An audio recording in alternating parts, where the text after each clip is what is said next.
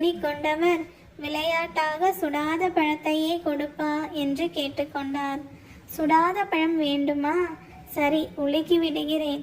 சுடாத பழமா பார்த்து எடுத்துக்கோ என்று கூறி நாவல் மரத்தின் கிளை ஒன்றை சிறுவனாகிய முருகப்பெருமான் உலுப்ப நாவல் பழங்கள் அதிலிருந்து கீழே உதிர்ந்து விழுந்தன.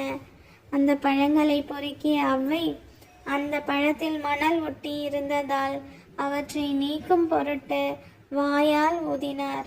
இதை பார்த்து கொண்டிருந்த சிறுவனாகிய முருகப்பெருமான், என்ன பாட்டி, பழம் சுடுகிறதா என்று கேட்டார்.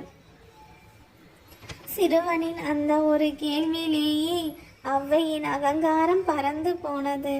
தன்னையே சிந்திக்க வைத்த அந்த சிறுவன் நிச்சயம் மானுடனாக இருக்க முடியாது என்று கணித்த அவ்வை, குழந்தாய், நீ யாரப்பா